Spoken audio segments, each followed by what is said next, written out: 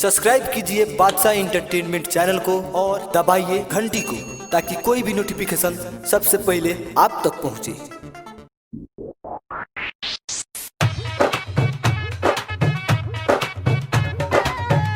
जाने हुई भेट रोपनी में डीजे कंचन राज,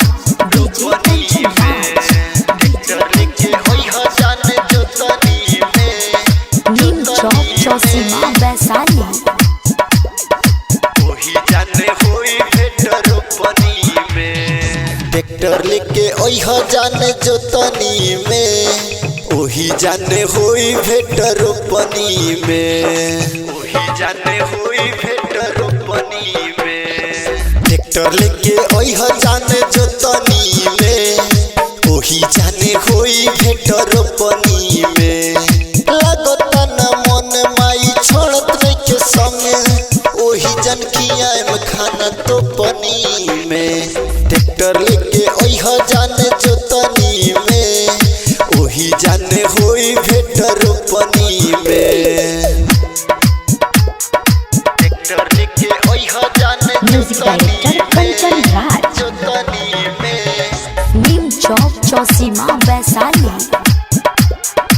वही जाने हुई भेट रोपनी में तोहरा से मिले खाती चले आए खेत में वही जाने हुई भेट नदिया के रेत में तोहरा से मिले खाती चले आए खेत में वही जाने हुई भेट नदिया के रेत में ना तो ओई ह जान बिया कटनी में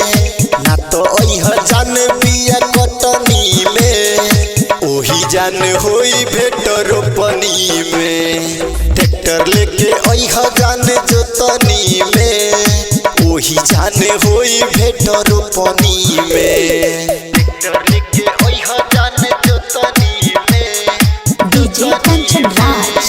डीजे कंचन राज, वही जाने हुई भेट रोपनी में नीम चौक चौसीमा वैशाली। राइटर मौसम मिले ओई ह जरूर तोहरा के मजा हम देह भरपूर आशिक संतोष मिले ओई ह जरूर तोहरा के मजा हम देह भरपूर ना तो ओई ह जाने थन कटनी में